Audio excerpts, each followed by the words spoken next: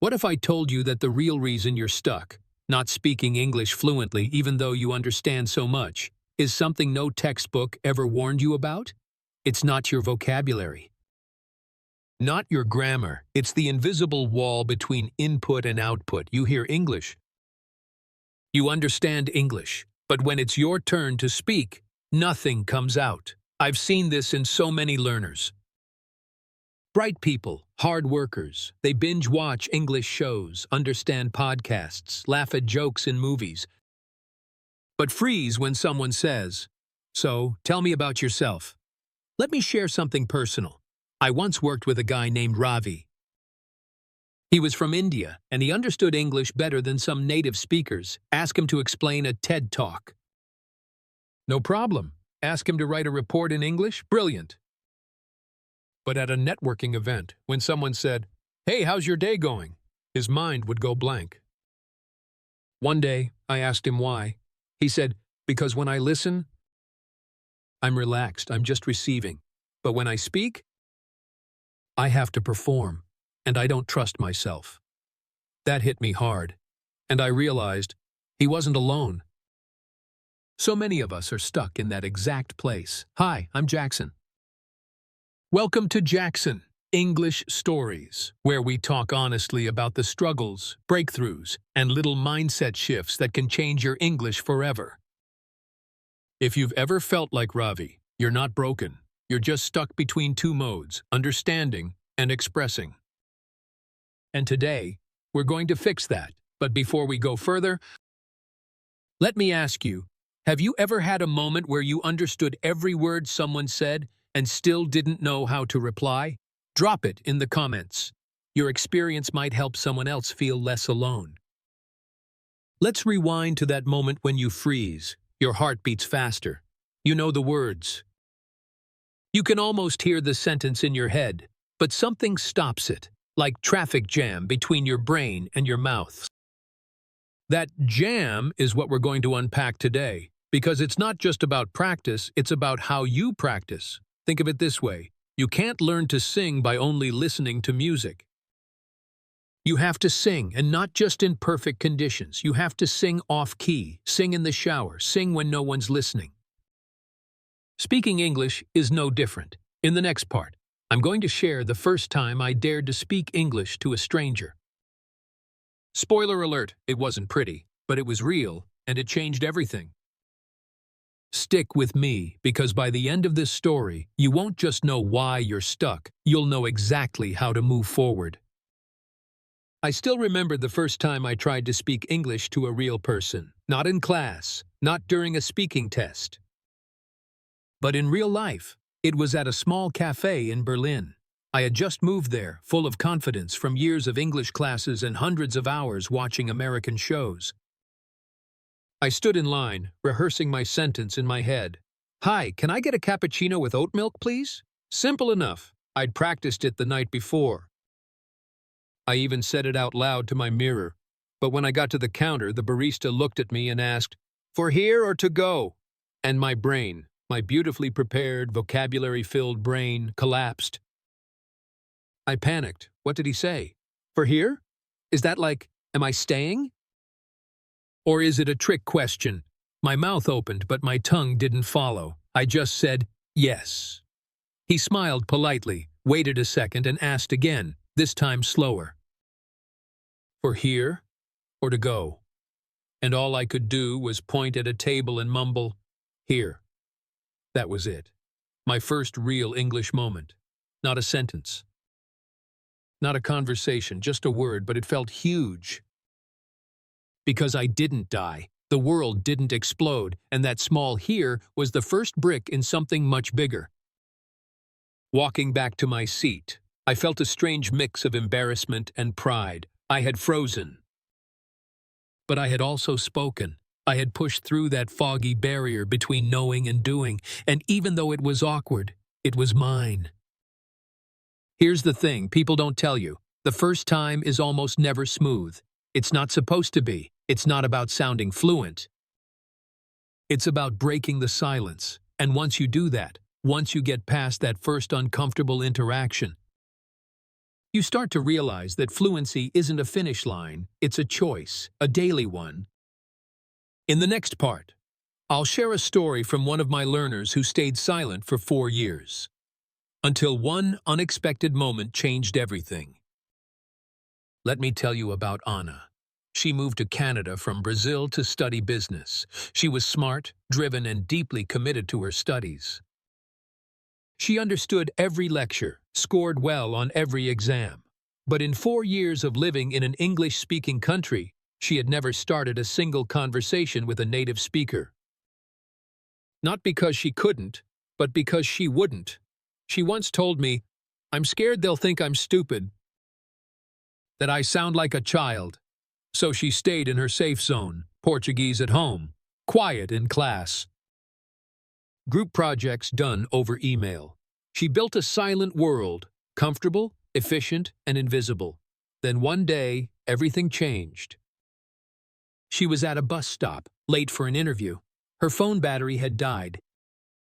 She didn't know which direction to take, so she turned to the man next to her and asked, "Sorry, you know where go downtown?" Her grammar was broken. Her voice was shaky.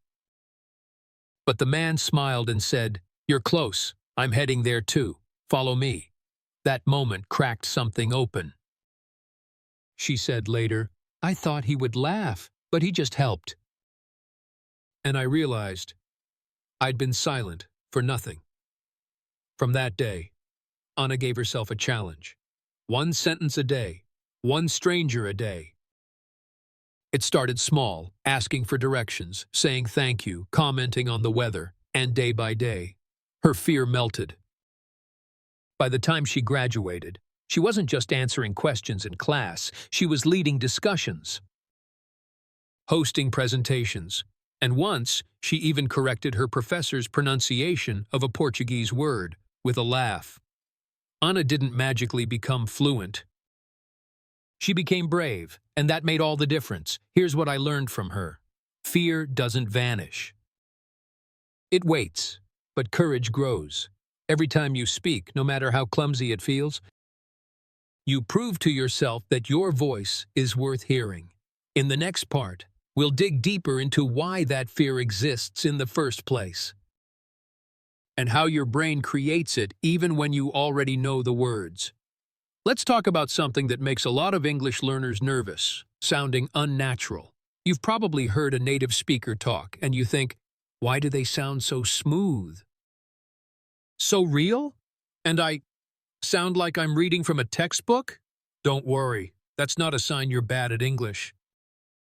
It just means you haven't been taught the part of the language that matters most, the music of English. Because English isn't just a language, it's a rhythm, a melody, a tone. And when you miss that, even the right words can feel wrong. So let's dive into how to make your English sound more natural, even if you're not fluent yet. First, pay attention to stress. In English, we don't stress every word equally. We stretch the important words and blur the others.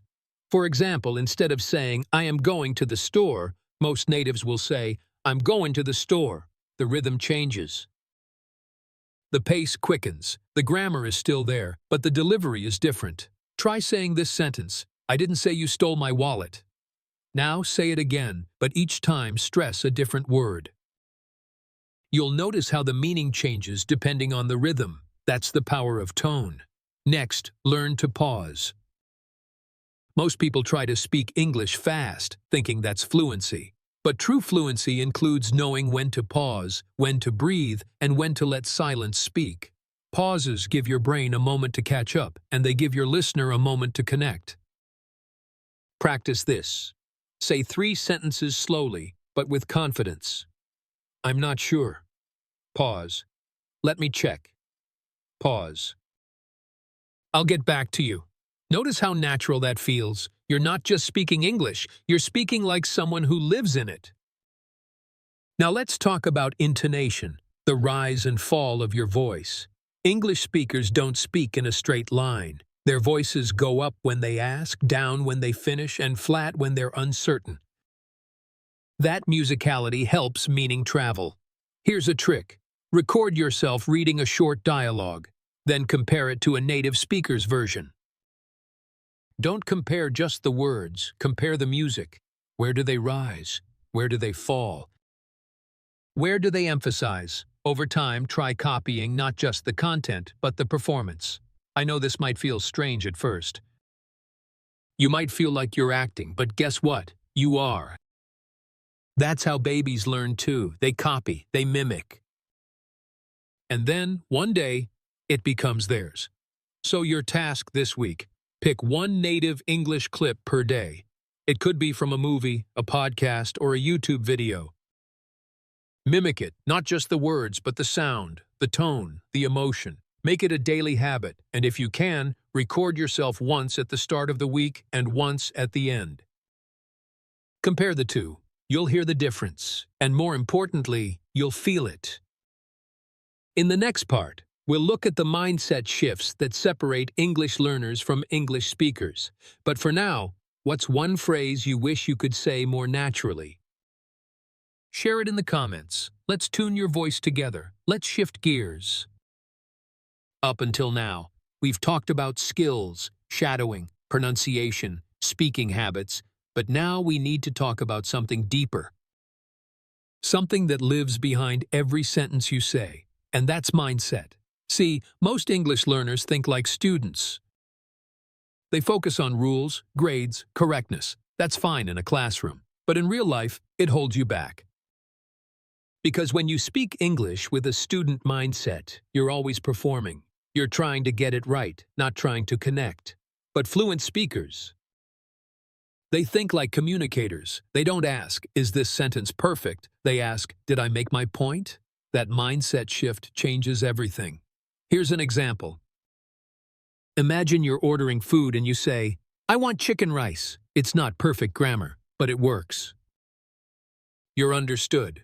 You get your meal. A learner might beat themselves up over the missing article. It should be the chicken rice or some chicken rice, right? But a communicator just smiles and moves on. Fluency isn't about perfect accuracy. It's about momentum.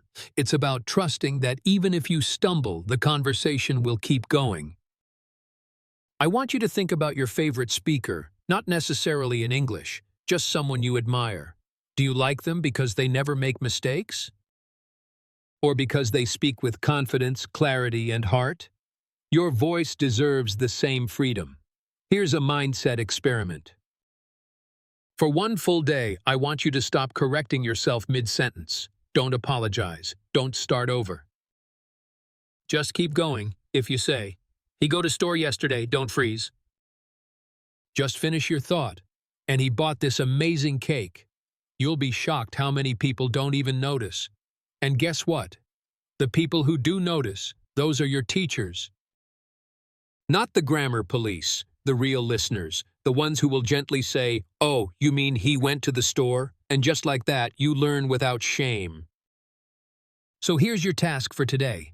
Speak one full conversation in English, no matter how messy it gets. Your goal isn't accuracy, it's connection. In the next part, I'll share a story about someone who made that mindset shift and how it changed their English forever. But for now, ask yourself this. Are you learning English to be correct or to be heard? Raj used to carry a notebook everywhere. He wrote down every new word he heard, every grammar correction his teacher gave, every phrase he wanted to memorize. It was thick, worn, and full of effort. But if you spoke to him in English, he'd go quiet. One day, during a study abroad trip, he got lost in a new city. His phone was dead. No map, no translation app. Just people walking past, speaking English.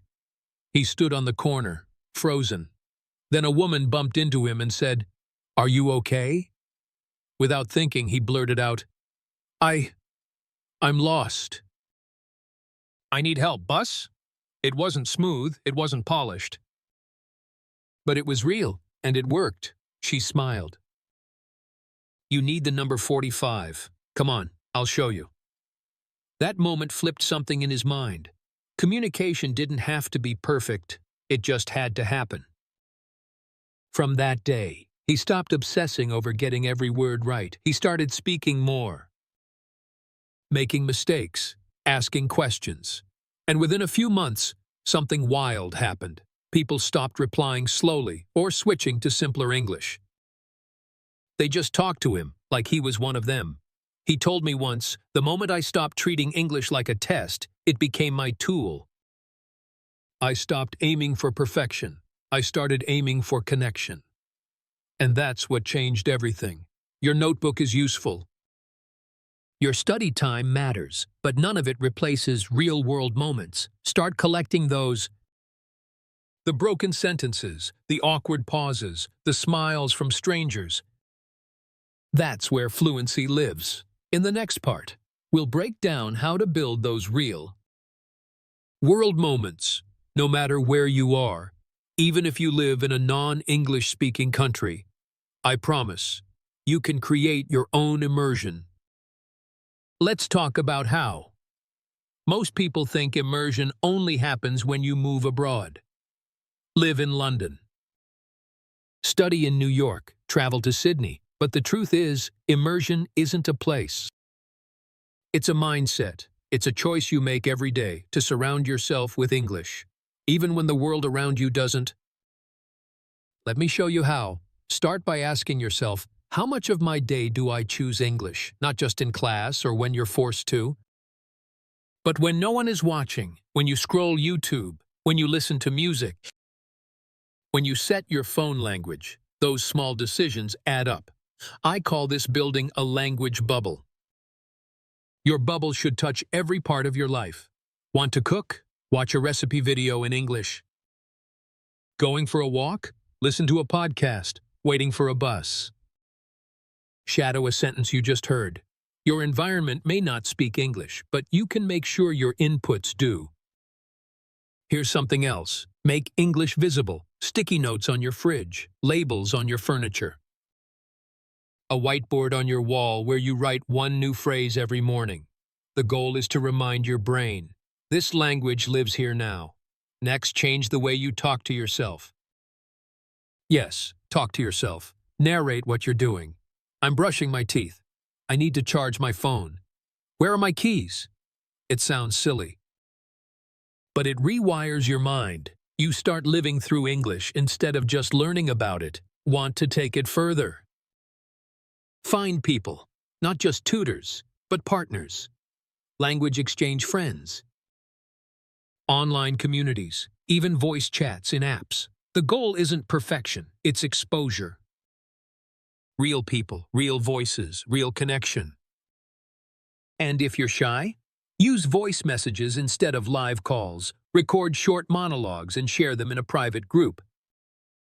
The key is consistency, not comfort. Remember, immersion isn't something the world gives you, it's something you build. Brick by brick, song by song, phrase by phrase. And here's the magic. When your day starts and ends in English, even if it's messy, you start thinking in English. That's the goal. That's when fluency moves from theory to reality. In the next part, we'll explore how to stay motivated when you hit the plateau, when progress feels slow and your energy dips. But before that, tell me, what's one part of your day where you could add a little more English? Every learner hits it, that flat stretch of road where everything feels stuck. You're doing the same things, studying, practicing, listening, but the progress, it's not showing. You start wondering, am I even getting better? This is the plateau, and it's a silent killer of motivation. But here's the truth. Plateaus don't mean you're failing. They mean you're growing. Quietly, internally, like a plant putting down roots before it shoots up. Let me explain. In the beginning, improvement is loud. You learn 20 new words and suddenly you can order food. You learn basic grammar and start forming sentences. That's exciting. But then comes the middle, the invisible part of mastery. The part where the gains are smaller, the changes subtle, and the only thing pushing you forward is you. So how do you stay motivated when it feels like nothing's changing? First, measure differently. Don't just count new words or test scores. Count your confidence. Count how often you choose English, even when it's uncomfortable. Track your reactions. Did you reply faster? Did you hesitate less? That's progress. Second, change the stimulus. If you've been watching YouTube videos, switch to a podcast. If you've been reading news, try short stories. Your brain craves variety. Feed it something new. Third, return to old content. Rewatch a video you struggled with 3 months ago. Reread a chapter that felt too hard. You'll be surprised how much you understand now. That's progress too. It just snuck up on you. And lastly, build tiny wins into your day. Set micro goals. Today I'll say hi to one person in English. Tonight I'll describe my dinner out loud. This week, I'll record one 30-second voice note. Those tiny wins are fuel. They remind you that even if the journey feels flat, you are still moving. Here's a mindset shift that helped me. Don't chase motivation. Build momentum. Motivation is a spark. It fades. Momentum is a flame. You feed it daily. So if today feels slow, that's okay. Speak anyway. If you're tired, shadow just one sentence. Show up even when it's not magical. Because fluency isn't one giant leap. It's 1,000 quiet steps you took when no one was watching. In the next part, I'll share a 7-day momentum plan. What to do each day to reignite your progress and feel the joy of movement again. But for now, ask yourself, what's one small win you can create today? Sometimes, what you need isn't a huge breakthrough. You just need one good week. One stretch of days where you stop overthinking and start doing. That's what this plan is for. A 7-day reset to bring your English back to life. Each day has one goal. One small action that builds confidence, fluency, and joy. Let's go. Day 1. Speak before you scroll. Before you check your phone in the morning, say one full sentence in English out loud. Something real. I feel tired today. I hope it's sunny. Doesn't matter what. Just start your day with English. Day 2. Voice note. Challenge. Open your recording app. Talk for 30 seconds. No script, no plan. Just talk. Describe your room, your breakfast, your feelings. Then listen to it once. Don't judge, just notice. Day 3. Shadow and stretch. Pick one English video. Pause after each line and repeat it with the same tone. Stretch your voice. Be dramatic. Be playful. Feel the language, not just say it. Day 4. One conversation, one goal. Speak with one person in English today. Could be online or in person. Your goal? Connection, not perfection. Even one sentence is enough. Day 5. Review and reflect. Go back to your Day 2 voice note. Listen again. What sounded good? What improved? What do you want to try differently next time? Day 6. Teach one thing. Teach a small piece of English to someone else. A phrase you love, a grammar tip, a mindset shift. Post it, message it, or say it. Teaching locks it in your brain. Day 7. Your why. Write down why you're learning English. Real reasons, not for school or for a job. Go deeper.